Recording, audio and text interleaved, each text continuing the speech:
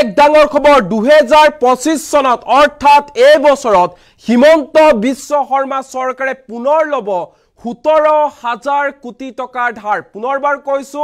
17,000 কোটি টকাৰ ধাৰ লবলৈ গৈ আছে এইটো বছৰত হিমন্ত বিশ্ব শৰ্মা চৰকাৰে এই কথা আমি কোৱা নাই খুদ ৰাজ্যৰ মুখ্যমন্ত্ৰী হিমন্ত বিশ্ব শৰ্মাই এই কথা আনুষ্ঠানিকভাৱে ঘোষণা কৰিছে যে 2025 চনত আমি 17,000 কোটি টকাৰ ধাৰ লম সমান্তৰালকৈ হিমন্ত বিশ্ব শৰ্মাৰ ফালৰ পৰা কোৱা হৈছে বিৰোধীয়ে কেৱল মাত্ৰ ধাৰ লোৱাটোহে দেখে হে যে ধাৰ আমি পৰিশোধ কৰি আছো হেয়া দেখি নাপায় বিৰোধী এনে ধৰণে বিৰোধীকো কটাক্ষ কৰিলে হিমন্ত বিশ্ব শৰ্মাই এই মুহূৰ্তত লৈ আহিছে ডাঙৰ খবৰ 2025 চনত 17,000 কোটি টকাৰ ধাৰ লবলৈ গৈ আছে হিমন্ত বিশ্ব শৰ্মা চৰকাৰে এই ঘোষণা কৰিছে মুখ্যমন্ত্ৰী হিমন্ত বিশ্ব শৰ্মাই এই বছৰত 17,000 কোটি টকাৰ ঋণ লোৱা হ'ব ঋণ লোৱাটো বেয়া কথা নহয় ঋণ লব লাগে ঋণ লোৱা কথাটো বেয়া কথা নহয় ঋণ লোৱা হয় ৰাজ্যৰ উন্নয়নৰ বাবে প্ৰগতিৰ বাবে আন্তঃগাঁথনি নিৰ্মাণৰ বাবে অসম চৰকাৰে 27,000 কোটি টকালৈকে ঋণ লব পাৰে 2014 চনলৈকে তৰুণ গগৈ চৰকাৰে লোৱা সকলো ধাৰ পৰিশোধ কৰি দিলু বুলি মন্তব্য প্ৰকাশ কৰিছে হিমন্ত বিশ্ব শৰ্মাই 2014 চনলৈকে তৰুণ গগৈ চৰকাৰে লোৱা সকলো ধাৰ আমি পৰিশোধ কৰিলো বিৰোধীয়ে কেৱল মাত্ৰ লোন লোৱাটোহে দেখে সেই ঋণ পৰিশোধ কৰাটো নেদেখে বিৰোধীয়ে ঋণ লোৱাৰ বাবে অসম চৰকাৰক কেন্দ্ৰীয় চৰকাৰে অনুমোদন জনাইছে ঋণ লব পাৰে ঋণ কেৱল উন্নয়নমূলক কামৰ বাবেহে লোৱা হয়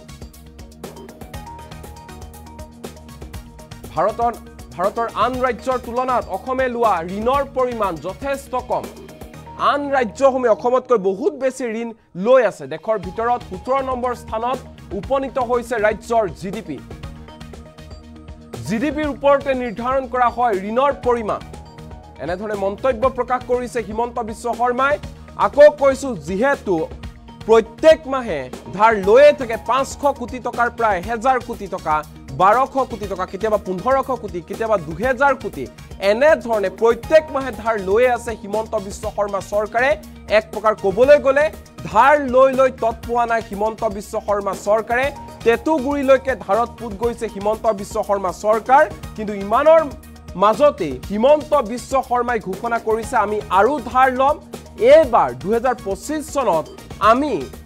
17,000 কোটি টকাৰ ধাৰ লম এনেধৰণে মন্তব্য প্ৰকাশ কৰিছে হিমন্ত বিশ্ব শৰ্মাই আমি যদি চাওঁ তেনেহলে হিমন্ত বিশ্ব শৰ্মাই নিজৰ 4 বছৰীয়া কাৰ্যকালতে প্ৰায় এতিয়ালৈকে 78,191 কোটি টকাৰ ঋণ লৈছে যদিহে পুনৰ এই বছৰ 17,000 কোটি টকা ঋণ লয় তেনেহলে কিমান বৃদ্ধি পাব ঋণৰ পৰিমাণ এবাৰ মাত্ৰ কল্পনা কৰক হিমন্ত বিশ্ব শৰ্মা চৰকাৰে শাসনত অহাৰে পৰা প্ৰত্যেক মাহে 500 কোটিৰ পৰা 2000 কোটি টকা পৰ্যন্ত এনে ধৰণে প্ৰত্যেক মাহে ঋণ লৈ আছে আৰু হেহতিয়াকৈ হিমন্ত বিশ্ব শৰ্মাই পুনৰ ঘোষণা কৰিছে 2025 চনত 17,000 কোটি টকাৰ ধাৰ লব ৰাজ্য চৰকাৰে হিমন্ত বিশ্ব শৰ্মাৰ মন্তব্য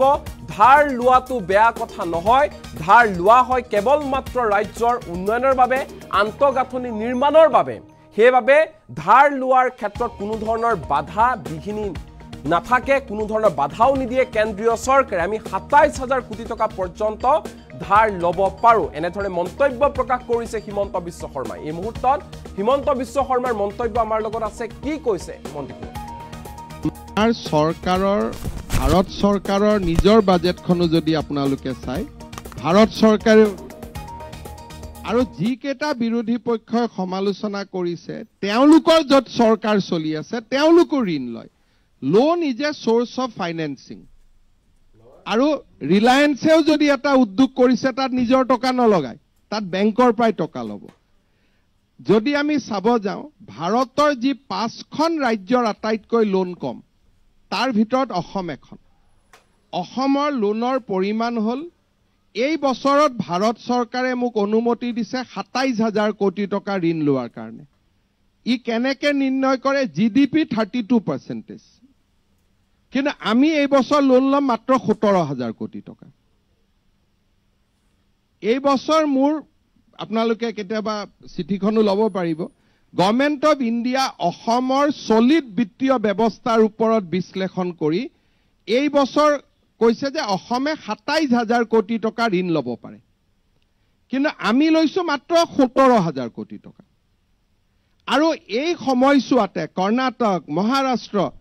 তেওঁলোক আমাতকৈ জিডিপিত বেছি লোন লৈ আছে ইন টাৰ্মছ অফ পাৰ্চেণ্টেজ গতিকে অসমক লৈ ভাৰত চৰকাৰ সন্তুষ্ট যে আমি আটাইতকৈ কম লোন লৈছো কাৰণ আমাৰ নিজৰ সংসাধন আহিছে কিন্তু মই ভাবো যে আমি বেছিকৈ লোন ল'ব লাগে যাতে আমাৰ জিডিপিটো বাঢ়িব পাৰে আমাৰ যিমানে আমি ইউনিভাৰ্চিটি কৰিম যিমানে আমি উদ্যোগ আনিম তিমানে অসমৰ উদ্যোগৰ গতিটো আমাৰ এমপ্লয়মেণ্ট বাঢ়িব যদি আজি আমি লোন লৈ ইয়াত এখন প্ৰটন মেচিন এটা আনিব পাৰো সাপোজ 400 কোটি টকা লাগে ক্যান্সাৰ কেয়াৰত যদি আমি এটা প্ৰটন মেচিন এটা লোন লৈ আনিব পাৰো তেতিয়ালে গোটেই পূৰ্ব ভাৰতৰ পেচেণ্টখিনি অসমলৈ আহিব will be the destination for medical tourism গতিকে যিসকলে কয় যে লোন লৈছে তেওঁলোকে প্ৰথম উত্তৰটো দিয়ক যে তেওঁলোকৰ য'ত চৰকাৰ চলি আছে তাত লোন লয় নে নলয় কিন্তু আপোনালোকে যদি ৰিজাৰ্ভ বেংক ইভেন যিকোনো কম্পিউটাৰ কৰি চাই এছেছ কৰে অসমৰ লোন জিডিপিৰ 24% whereas আমাৰ এডমিসিবল আছে জিডিপি 32% গতিকে we are one of the leading state in the country